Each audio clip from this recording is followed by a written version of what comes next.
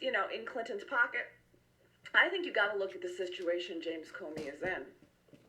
James Comey is the sacrificial lamb up on that altar. He's the one being sacrificed. Somebody's got to be sacrificed for all this. Somebody, and it sure as hell ain't going to be Hillary Clinton and her protected people.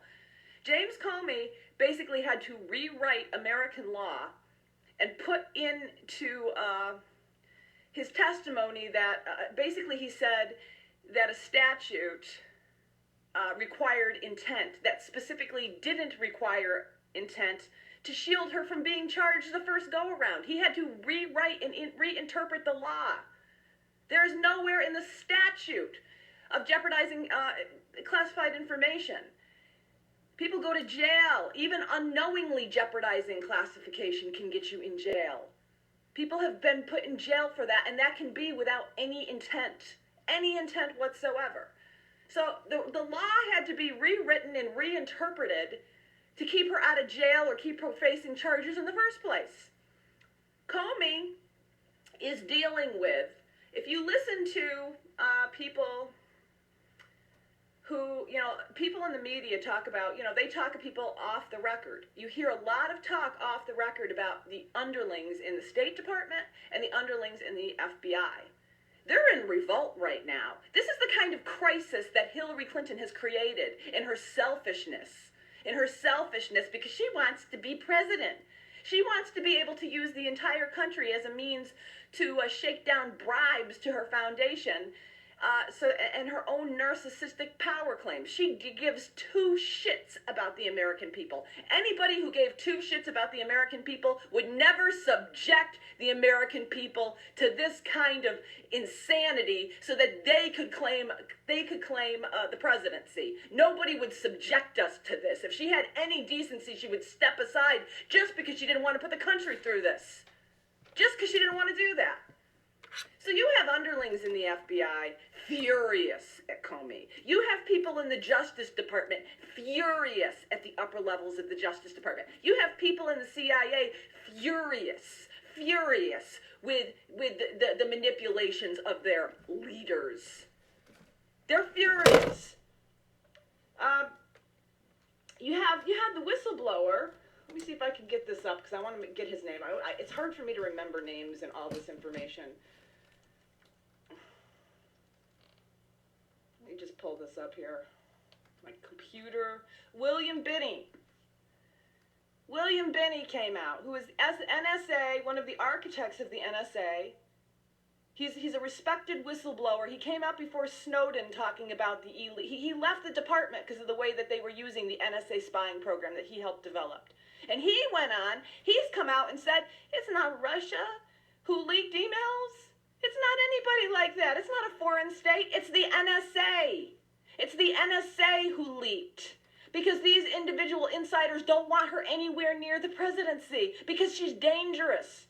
And she could very well could have, in the way that she mishandled classified information, which was a consequence of her trying to cover up her illegal actions of bribery that she was using her State Department office to extract for the Clinton Foundation. William Binney is saying that she could have gotten agents killed. They're leaking it. And this is who the corporate media is trying to push on the country. And this is who the Clinton operatives and the DNC conspired to sabotage Bernie Sanders, who actually wanted to run for the presidency, to actually give a voice to the voiceless American people, who are now the majority. We are voiceless. Because we have to have total, complete representation of our government for and by the 1%. Because that's how it's supposed to work, right? And now we're in a constitutional crisis because this entire election was unconstitutional. It's a farce. Hillary Clinton, and you're like, well, we can't have Donald Trump. Oh my God. When are people going to wake up to this game? When you have email evidence coming from WikiLeaks that Hillary Clinton conspired to elevate Donald Trump through collusion with the corporate media to make him the candidate to face for her own political benefit, how much more do you need? Donald Trump was deliberately elevated. This danger that they keep saying is so dangerous, they elevated the danger. They did. Hillary Clinton, her operatives, the corporate media, Rachel Maddow, Chris Hayes, all of them. For months, they gave him free coverage and didn't challenge him on anything. And then during the general, they turned around and they tried to tear him down. They built up the evil of Donald Trump. They are complicit in the evil of Donald Trump. They created Donald Trump. When are people going to wake up to this game? Donald Trump was invented to be her foil. They changed primary dates to make sure it would harm the chances of more moderate Republicans who would so closely mirror Hillary Clinton that they didn't want her to face them. And, you know, the question goes, well, is Donald Trump a willing accomplice or is he a plant? I don't know and I don't care. His entire candidacy is illegitimate anyways because he was specifically manufactured for the purpose of blackmailing the country. He has no right to be taking the presidency any more than she does. This entire thing is a farce, it's a fraud, and everybody who has been part of elevating this and abusing the American people with this election, you selfish, spoiled, entitled, rich, spoiled brats. People are suffering, and this is all you can do in your little Washington bubble with your little cocktail parties and your little wealth circles that you have not a clue what the vast majority of people are going through. Children going hungry, a government that's turning against protesters who's stopping the people. They're trying to stop the destruction of our water, your water you're gonna need to drink. You can't drink oil in your cocktail glasses, you assholes. So fucking done. This is such a betrayal of the American people. This election needs to be stopped at this point. Don't give me how we can't do that or any rationalizations. It needs to be stopped. It's a crime. The entire thing is a crime. It's a mockery. It's so undemocratic. It's such a joke. It's such a lie. It's such a lie. But we have people so bought into the game. We have people so bought into the game that they can't understand. They can't understand how it really works. About how elections are not real. They can't understand that Hillary Clinton is no different than Donald Trump or anybody on the right or left at this point on climate change. People have gone nuts. I'm watching Mark Ruffalo, the actor who's out in Standing Rock, who's doing beautiful work, great videos, very well spoken. And he has on his page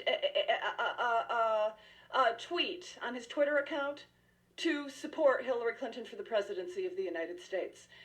And I'm not bringing this up to mock him. I have a great deal of respect for him. But what are you doing, sir? You do realize that those people, those militarized police that are being put out and the National Guard being brought in, you do realize that those are the operatives of this political system that Hillary Clinton and Barack Obama support. Hillary Clinton has championed the expansion of these pipelines, advocated for the destruction not just on the Native American indigenous land, but all over the world. Ken Salazar, who is one of the worst betrayers against the climate, who lied and said that fracking has never been shown to cause harm to anything, has been specifically selected to do the hiring so that the fossil fuel corporations, that the Army, the National Guard, and the militarized police are now serving as servants to protect fossil fuel profits, and they are the entities that those rubber bullets are being fired for, and those peace circles are being broken up, and Hillary Clinton is the lead cabal. Barack Obama is the lead cabal. You are talking about opposing those who will do this harm, and you're so upset about the militarized police. Those are Hillary Clinton, Barack Obama's, our leaders who represent and serve the fossil fuel companies' hench people. It's a cognitive dissonance. I saw the exact same damn thing with Occupy Wall Street. Everybody was like, oh, we are so mad at Wall Street, we love Obama.